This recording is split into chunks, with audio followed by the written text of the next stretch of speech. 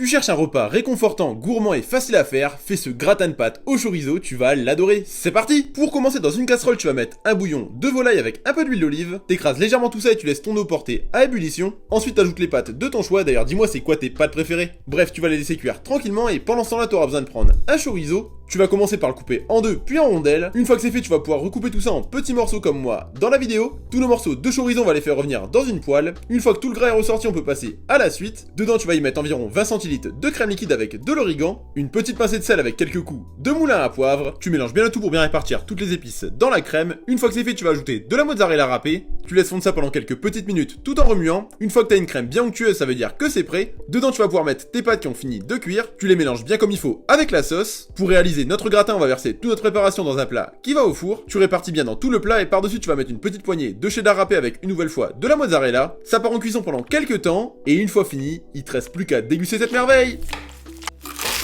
Ce pain garni au fromage de chèvre et au poulet, tu vas l'adorer. Allez, je te fais ça aujourd'hui, c'est parti! Pour commencer, tu vas prendre la boule de pain de ton choix que tu vas couper en deux. Tu vas en récupérer une partie dans laquelle tu vas enlever toute la mie. Dedans, on va y ajouter 2 bonnes cuillères à soupe de crème fraîche. T'en étales bien partout sur toute la surface de ton pain et une fois que c'est fait, on peut passer à la suite. Dans un récipient, tu vas mettre de l'émincé de poulet. Ensuite, tu auras besoin de prendre un oignon rouge dans lequel tu vas couper des fines lamelles comme moi dans la vidéo. Tu recoupes ça en tout petits morceaux et ensuite tu ajoutes ça dans ton récipient avec l'émincé de poulet. On ajoute également de l'huile d'olive, un petit peu de piment et quelques coups de moulin à poivre. Tu mélanges bien tout ça avec tes mains et une fois que toutes tes épices sont bien réparties, on va pouvoir faire chauffer ça à la poêle, environ 3 à 4 minutes à feu moyen. Pendant ce temps-là, tu auras besoin de prendre de la mozzarella râpée que tu vas mettre sur ta crème fraîche. Une fois que ton poulet est bien cuit comme il faut, tu vas pouvoir le sortir et le déposer sur ton pain. Pour l'étape suivante, bien évidemment, on aura besoin de prendre l'élément essentiel de la recette, le fromage de chèvre. On va s'en découper 3 belles rondelles et par-dessus, on va remettre une petite pincée de mozzarella râpée, une petite pincée de thym et une fois que c'est fait, ça va pouvoir partir au four pendant quelques temps. Pendant ce temps-là, tu vas ciseler de la ciboulette fraîche, t'en déposes une bonne pincée sur ton pain qui est sorti du four et t'as plus qu'à déguster. T'es étudiant et tu sais pas quoi te faire à manger, fais cette recette de gnocchi à poêler chèvre-miel, c'est une pure dinguerie. Allez, c'est parti! Pour commencer, dans une poêle, tu vas mettre des lardons ou des allumettes de jambon, c'est comme tu préfères. Tu vas les laisser chauffer à feu doux pendant quelques petites minutes. Pendant ce temps-là, tu auras besoin de prendre un oignon que tu vas couper en deux puis en fines lamelles. Une fois que tes lardons ont rejeté tout leur gras, comme tu peux le voir à l'écran, c'est le moment d'ajouter nos oignons. On va servir du gras de nos lardons pour faire cuire toute notre préparation, ça évitera d'ajouter de la matière grasse. Ensuite, c'est le moment d'ajouter les gnocchis à poêler. Une fois que tu les as mis dans la poêle, tu vas bien les mélanger pour bien les imprégner du gras des lardons. Pour les épices, j'ai fait au plus simple, on va mettre un petit peu d'ail en poudre avec de l'origan. Tu peux également mettre un peu de thym avec quelques coups de moulin à poivre. Par contre, ne mets pas de sel, les lardons suffisent largement à saler la recette. Bref, une fois que c'est fait, tu vas pouvoir mettre de la crème liquide légère. Dedans, je vais également ajouter un cube de bouillon, de légumes ou de volaille, c'est comme tu le sens. Tu vas le laisser fondre pendant quelques petites minutes avec la crème liquide. L'élément essentiel de la recette, le fromage de chèvre, tu vas t'en couper 3 rondelles que tu vas recouper en petits morceaux. À ce moment-là, tu vas pouvoir couper ton feu et ajouter ton fromage directement dans la poêle. Par-dessus, on va mettre un bon filet de miel. Enfin, pour finir, il te reste plus qu'à mélanger légèrement tout ça pour faire fondre le fromage de chèvre. Et une fois fini, il te reste plus qu'à déguster.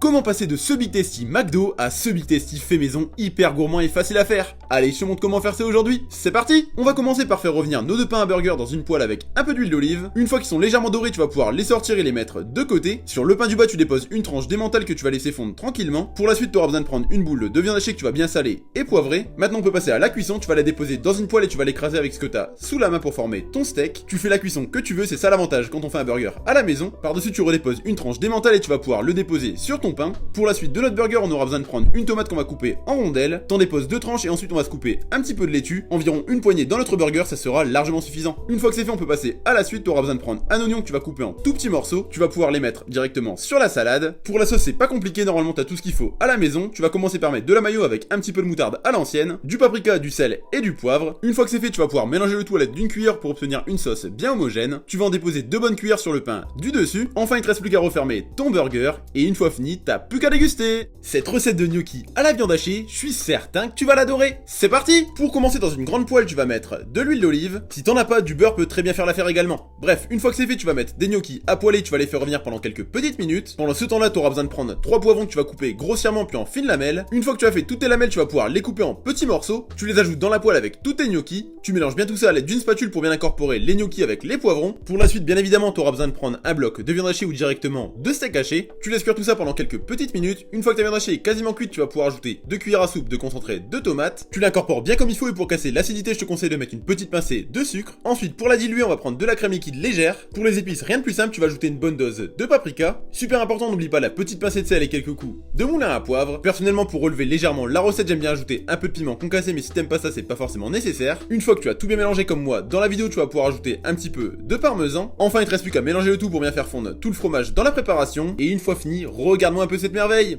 Il te reste plus qu'à déguster. Comment te faire le 280 de chez McDo facilement à la maison? Allez, je te montre comment faire ça aujourd'hui. C'est parti! Pour commencer, dans une poêle avec de l'huile d'olive, tu vas faire revenir 2 pains à burger. Une fois qu'ils sont bien toastés comme il faut, tu vas pouvoir les sortir et sur le pain du bas, tu vas déposer une tranche de cheddar. Pour la suite, tu auras besoin de former une boule de viande hachée que tu vas déposer également dans ta poêle. Tu l'écrases bien comme il faut avec ce que tu as sous la main et t'oublies pas de l'assaisonner avec un petit peu de sel et du poivre. Tu le fais cuire pendant quelques petites minutes. D'ailleurs, dis-moi c'est quoi ta cuisson préférée? Une fois qu'il est prêt, tu vas pouvoir le sortir et par-dessus, tu remets 2 tranches de cheddar. Pour la suite, tu auras besoin de prendre un oignon blanc que tu vas couper en petits morceaux comme moi dans la vidéo. Tous tes petits morceaux d'oignon, tu vas pouvoir les déposer directement sur ton burger. Qui dit 290 forcément tomates, tu vas t'en couper 2 belles rondelles que tu vas déposer sur tes oignons. Pour la sauce, c'est pas compliqué, tu auras besoin de prendre de la mayonnaise blanche avec un petit peu de jus de citron. Super important, n'oublie pas de mettre un petit peu de sel et quelques coups de moulin à poivre. Enfin, pour terminer cette sauce, tu auras besoin de te couper des petits morceaux d'échalote avec un petit peu de crème fraîche liquide. Une fois que tu l'as bien mélangé, t'as plus qu'à en mettre sur le pain du dessus avec du ketchup. Et enfin, pour finir, il te reste plus qu'à refermer ton 280 et regarde-moi un peu cette merveille. Il te reste plus qu'à déguster.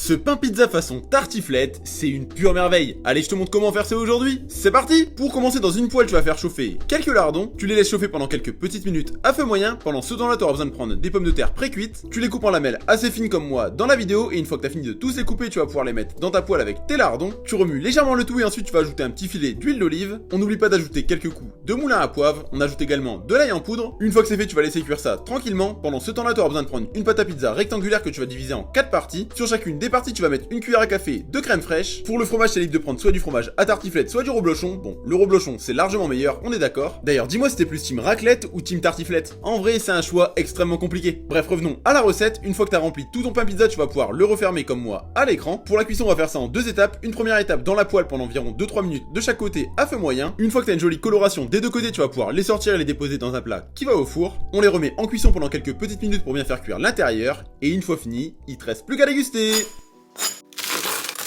La recette à ne surtout pas faire si t'as un date, par contre si t'as envie de te faire plaisir, c'est la recette qu'il te faut. C'est parti! Pour commencer, t'auras besoin de prendre une belle boule de pain que tu vas couper en deux, ensuite t'auras besoin de prendre une belle gousse d'ail, tu vas couper le dessus et ensuite tu vas mettre ça dans un récipient. Avec ça, tu vas mettre de l'huile d'olive et une petite pincée de sel et ça va partir au four pendant quelques petites minutes. Pendant ce temps-là, t'auras besoin de prendre un oignon blanc dans lequel tu vas couper les deux extrémités et ensuite tu coupes ça en fines lamelles. On va faire cuire tous nos morceaux d'oignon dans une poêle avec de l'émincé de poulet et un petit filet d'huile d'olive. T'oublies pas d'ajouter un petit peu de poivre et tu mélanges bien le tout. Normalement, à ce moment-là, tu vas pouvoir sortir ton ail du four. Tu laisses refroidir pendant quelques petites minutes et ensuite t'as juste à presser tout ça pour sortir les têtes d'ail. Tu les mets dans un récipient avec du beurre mou et tu mélanges bien le tout pour obtenir un beurre à l'ail. Avec ça, on va ajouter un petit boulet qu'on aura ciselé juste avant. Tu l'ajoutes dans ton récipient et tu mélanges bien le tout pour obtenir un beurre bien homogène. Une fois que c'est fait, tu vas pouvoir en déposer 2 bonnes cuillères sur le pain qu'on a préparé tout à l'heure. T'hésites pas à bien en étaler sur toute la surface de ton pain et à ce moment-là, tu vas pouvoir prendre ton mélange poulet et oignon. Tu le déposes sur ton beurre mou et par-dessus, on va mettre une bonne poignée de mozzarella râpée. Ça va partir au four pendant quelques petites minutes. Enfin, pour finir, t'as plus qu'à mettre un petit boulet de fraîche sur le dessus et t'as plus qu'à déguster.